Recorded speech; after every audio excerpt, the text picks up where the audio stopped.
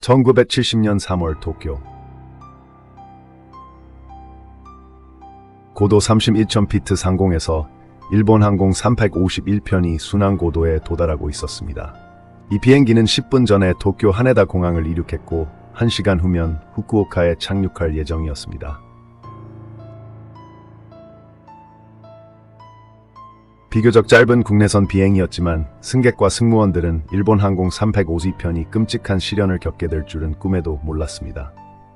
비행기에는 관광객, 사업가, 1학년 대학생, 의학학회에 참석하기 위해 가는 의사 등 각계각층의 사람들 122명이 타고 있었습니다. 네, 다양한 경험과 직업을 가진 사람들이 모인 다양한 집단이었지만 앞으로 일어날 일에 대해서는 아무도 준비하지 못했습니다. 다양한 경험과 직업을 가진 사람들이 모인 다양한 집단이었지만 앞으로 일어날 일에 대해서는 아무도 준비하지 못했습니다. 오전 7시 30분경 비행기가 후지산 남쪽을 비행하고 있을 때 한 젊은 일본인 남성이 특별한 발표를 하기 위해 자리에서 일어섰습니다. 그는 비행기를 납치하고 있었습니다. 이 남성은 27세에 갓 졸업한 다카마루 타미야였습니다. 이 발표는 사람들이 예상했던 것만큼 공포와 공황을 불러일으키지 않았는데 1970년에는 항공기 납치가 불법이 아니었기 때문입니다. 아직 국제적인 범죄로 여겨지지 않았습니다. 사람들은 걱정했고 어떤 사람들은 다른 사람들보다 더 걱정했지만 항공기 불법 행위에 대한 일반적인 태도는 오늘날과 같지 않았습니다. 하지만 다카마루 타미야가 사무라이 검을 꺼내면서 상황은 바뀌려고 했습니다. 네, 사무라이 검입니다. 그는 진심이었습니다. 이제 모든 사람들이 상황의 심각성을 깨달았습니다. 그럼에도 불구하고 납치범 혼자 감당하기에는 122명의 승객이 너무 많았기 때문에 그는 혼자 오지 않았습니다. 모두가 공황 상태에 빠진 가운데 타미야의 공범들이 하나씩 모습을 드러내기 시작했습니다. 대학생들이 정체를 드러냈습니다. 이것은 예상치 못한 기이한 일이었습니다.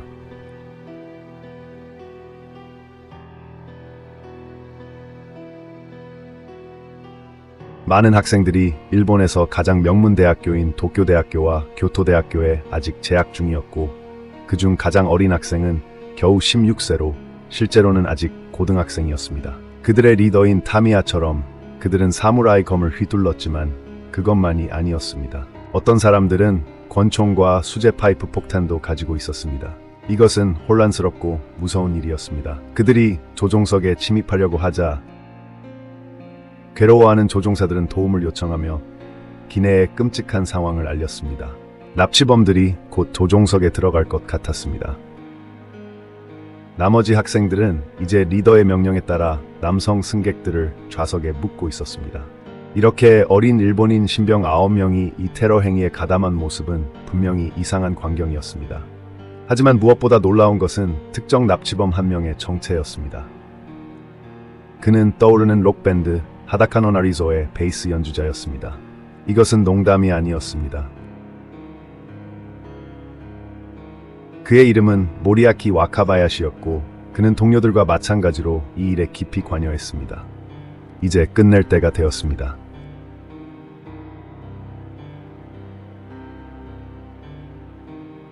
마침내 조종석이 뚫리고 조종사들이 제압당하자 사무라이 공중 납치범들은 이제 일본 항공 351편을 완전히 장악했습니다.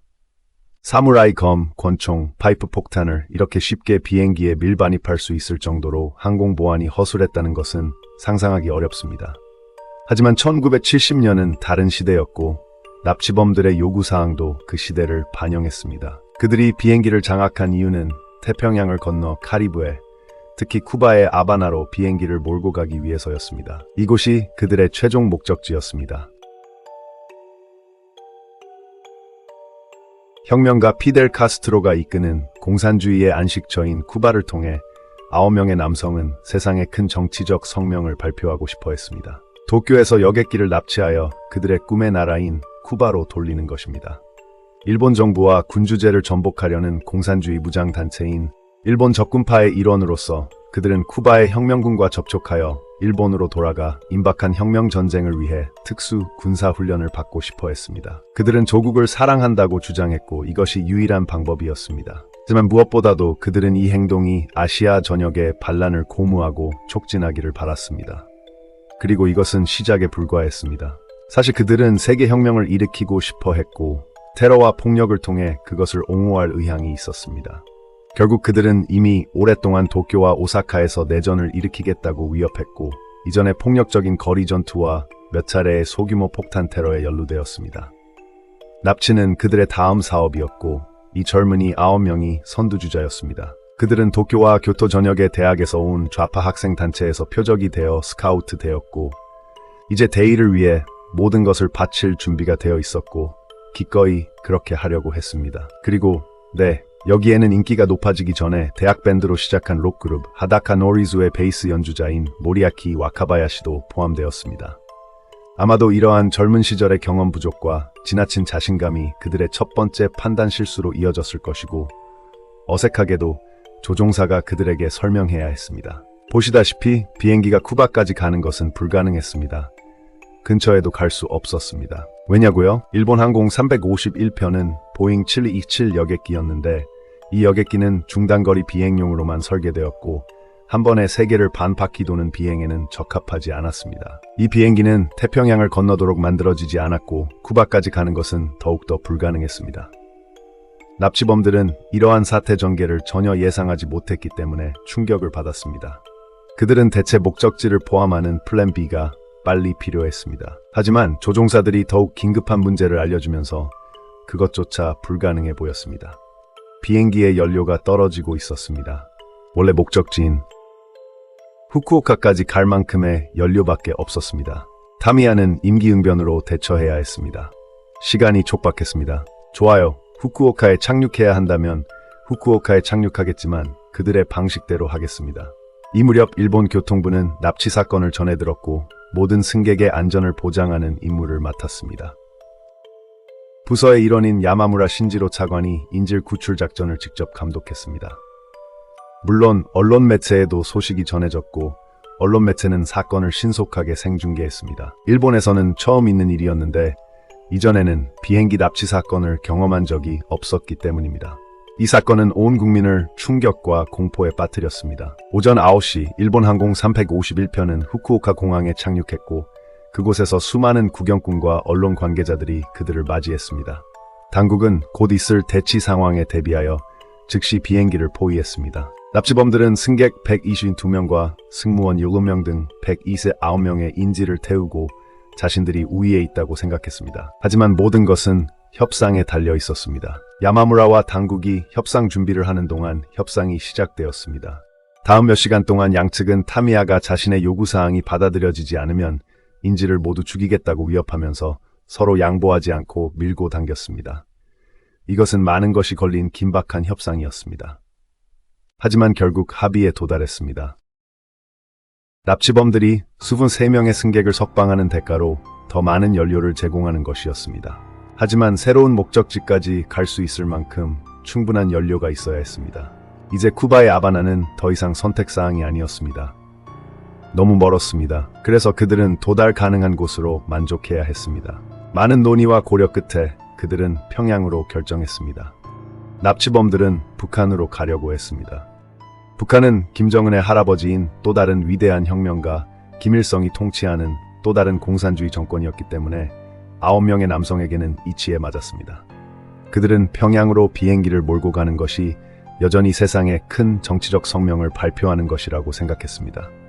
게다가 그들은 실제로 이미 평양에 잠시 들을 계획을 세웠는데 평양은 그들의 국제혁명작전 기지를 유치할 유력한 후보였기 때문에 그들은 가는 길에 정찰을 하고 싶어 했습니다. 그래서 이 모든 것은 북한으로 약간 더 긴 우회로를 의미했습니다. 사실 별일 아니었습니다. 일단 상황이 정리되면 쿠바로 가는 다른 방법을 찾을 것입니다. 그렇게 거래가 성사되었습니다. 타미야는 원하는 것을 얻었고 더 좋은 것은 협상력을 위해 106명의 인질을 여전히 태우고 있다는 것이었습니다. 일본 측에서는 석방된 승객이 모두 여성, 어린이, 노인이었습니다. 가장 취약한 사람들이 석방되어 다행이었지만 그들이 바라던 바는 아니었습니다. 비행기에 탄 대다수의 사람들은 여전히 위험에 처해 있었습니다. 하지만 이제 떠날 시간이었습니다.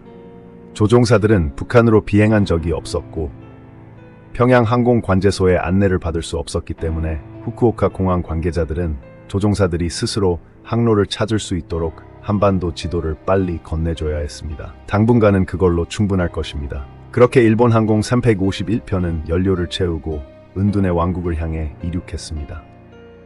일본 외에 지금까지의 결과에 상당히 불만족스러워하는 또 다른 집단이 있었는데 바로 미국 중앙정보국 CIA였습니다. 랭글리는 기내에 미국 국적자가 2명 있었기 때문에 자체 인질 구출 작전을 위해 요원을 파견했습니다. 펩시 임원 허버트 브릴과 뉴욕에서 온 로마 가톨릭 사제 다니엘 맥도날드입니다. 그들은 아텐토와 후쿠오카에서 사업을 해야 했습니다. 하지만 이제 비행기가 국제적인 적대감과 정치적 은둔으로 유명하고 미국인에 대한 증오와 경멸은 말할 것도 없는 북한으로 향하고 있었기 때문에 상황이 좋지 않았습니다. 이제 351편은 평양으로 가는 길에 한창이었습니다. 대한해협을 건너 한반도의 산맥을 넘어 비무장지대에 거의 도착했습니다. 이 38선은 한반도를 남북으로 나누는 논쟁의 여지가 있는 국경입니다. 이 지점을 지나면 되돌릴 수 없습니다. 하지만 무엇보다도 조종사들은 비행 경로에 익숙하지 않아 항법에 어려움을 겪고 있었습니다.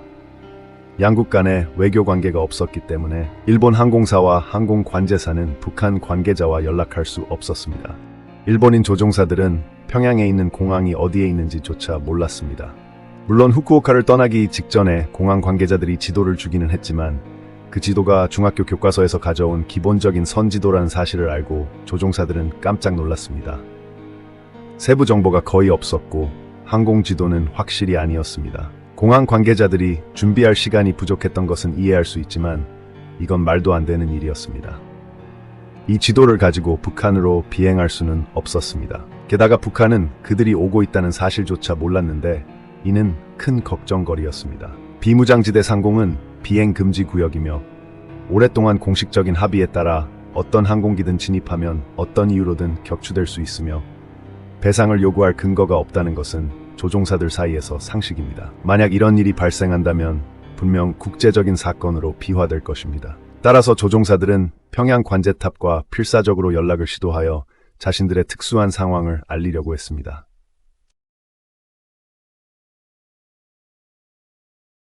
아무런 응답도 없었습니다. 조종사들은 납치범들에게 더 이상 비행하면 화염에 휩싸일 수 있다고 미친 듯이 경고했지만 토미는 계속 비행하라고 주장했습니다. 그는 혁명 임무에 확고했고 필요하다면 김일성을 일본 적군에 직접 영입할 것이라며 북한은 자신들에게 위협이 되지 않는다고 선언하기까지 했습니다. 그래서 조종사들은 선택의 여지가 없었습니다. 사무라이 검이 목에 겨누어진 채 평양의 허가도 아직 받지 못한 상태에서 일본 항공 351편은 비무장지대에 진입했습니다.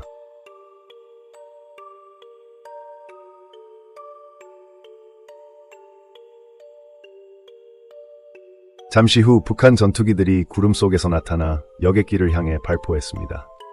그들은 북한 영공에 진입했습니다. 하지만 그렇게 갑자기 끝났습니다. 발포가 중단되었습니다. 조종사들은 경고 사격이었음에 틀림없다고 생각했습니다. 그때 무전기에서 희미한 응답이 들렸습니다. 영어였지만 심한 한국어 억양이었습니다.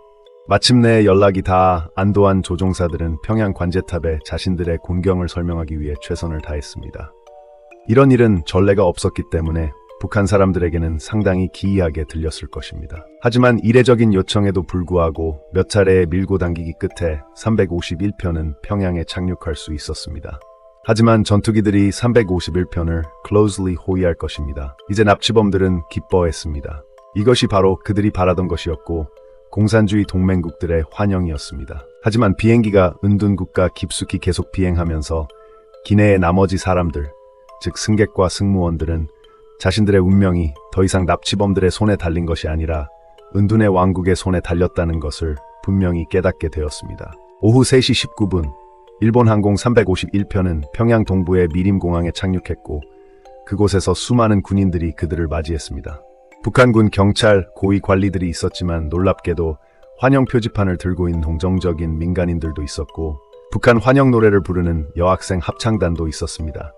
납치범 또는 그들의 눈에는 탈북자들을 영광스러운 조국으로 맞이했습니다. 항공기 밖에서는 확성기를 통해 방송이 들려왔습니다. 위대한 지도자 김일성 주석이 이끄는 조선민주주의 인민공화국입니다. 일본 제국주의에 맞서 싸우는 여러분을 환영합니다. 이것은 다소 과장된 환영이었고 학생 급진주의자들에게는 장관이었지만 인질들에게는 매우 불안한 일이었습니다. 얼마 지나지 않아 북한 관리가 비행기에 접근하여 외국인 방문객을 공식적으로 맞이했습니다. 이제 때가 왔습니다. 타미야와 그의 부하들은 공산주의 형제들과 합류하려고 했습니다. 한편 인근 경납고에서는 일본 당국과 CIA가 구출 작전을 시작할 준비를 하고 있었습니다. 지금이 아니면 기회가 없었습니다. 가짜 북한 관리가 9명의 남성을 비행기에서 충분히 멀리 유인하기만 하면 되었습니다. 이 모든 것이 이를 위한 것이었습니다. 납치범들은 실제로 한국의 수도에 도착했지만 한 가지 문제가 있었습니다. 잘못된 수도였습니다. 후쿠오카에서 일본 당국과 CIA는 모든 인질을 구출하지 못했습니다. 협상은 계획대로 진행되지 않았지만 106명의 일본인과 미국인 인질을 북한의 심장부로 날려보낼 수는 없었습니다. 그들은 서울을 선택했습니다. 그들은 비행기가 북한 영공에 도착하기까지 시간이 얼마 남지 않았다는 것을 알고 있었기 때문에 임기응변으로 대처해야 했습니다. 시간이 촉박했습니다. 좋아요. 비행기가 평양에 착륙해야 한다면 평양에 착륙하겠지만 그들의 방식대로 하겠습니다. 이것이 그들의 플랜 B였습니다. 협상이 끝나자 그들은 행동에 나섰습니다. 우선 한국을 끌어들여야 했습니다. 이 일을 성공시키려면 일본, 미국, 한국 등 세 나라의 전폭적인 협력이 필요했는데 이는 납치범들이 상상도 할 수 없는 일이었습니다. 그들에게는 이 일을 완료할 시간이 1시간도 채 남지 않았습니다. 이제 비행기에서 조종사들은 평양으로 가기 위해 항로를 찾고 있었지만 자신들에게 주어진 지도가 중학교 교과서에서 가져온 기본적인 선지도라는 것을 알고 깜짝 놀랐습니다. 이 지도로는 북한으로 비행할 수 없었습니다. 기장이 지도를 버리려는 순간 갑자기 모서리에 손으로 쓴 메모가 눈에 띄었습니다. 항공 지도는 없지만 주파수 121.5MHz로 맞추세요. 그는 지시대로 했습니다. 비무장지대에 진입한 직후 북한 전투기들이 구름 속에서 나타나 여객기를 향해 대공포탄을 발사했습니다. 적어도 기내에 있던 사람들은 그렇게 생각했습니다. 실제로는 한국 공군이 납치범들을 속여 북한 영공에 진입했다고 생각하게 만들려고 했습니다. 121.5MHz 주파수로 맞춘 조종사와 납치범들은 평양 관제탑이라고 생각되는 곳에서 메시지를 받았습니다. 여기는 평양입니다. 응답하세요? 응답하세요. 심한 한국어 억양으로 말했습니다. 하지만 이 메시지는 서울의 항공교통관제소에서 보낸 것이었습니다. 오늘날까지 상황에 대한 설명이 달라서 조종사들이 이 계략을 어느 정도까지 알고 있었는지는 아직 알려지지 않았습니다. 납치범들과 마찬가지로 조종사들도 전혀 몰랐을 수도 있고 아니면 계획의 핵심 조정자였을 수도 있습니다. 어쨌든 우리가 아는 것은 121.5MHz 주파수에서 받은 지시에 따라 조종사들이 351편을 비무장지대를 다시 건너 안전하게 서울 김포국제공항에 착륙시켰다는 것입니다. 일본 당국은 조종사들이 지도를 전혀 사용하지 않을 계획이었기 때문에 지도가 기본적인 것이었습니다. 그들은 평양에 갈 생각이 전혀 없었습니다. 이제 카운트다운이 시작되었습니다. 시간이 거의 다 되었습니다. 비행기가 활주로에 착륙하자 한국 공항 관계자들은 임시 변통으로 개조한 공항의 마무리 작업을 하고 있었습니다. 속임수의 마지막 단계는 서울 김포공항을 평양에 있는 공항처럼 위장하는 것이었습니다. 한국 관련 물품과 브랜딩을 가리고 한국 국기를 모두 치운 다음 북한 국기로 교체했습니다. 한국 경찰도 공산주의 군복과 북한군 복장을 했고 동정적인 대중 역할을 하는 무작위 배우들이 환영 표지판을 들고 납치범들을 안심시키려고 했습니다. 최대한 진짜처럼 보이게 하기 위해 인근 학교 여학생들을 캐스팅하여 북한 환영 노래를 부르게 했습니다. 주어진 시간 안에 할 수 있는 최선이었습니다. 확성기를 통해 방송이 울려 퍼졌습니다. 위대한 지도자 김일성 주석이 이끄는 조선민주주의 인민공화국입니다. 일본 제국주의에 맞서 싸우는 여러분을 환영합니다.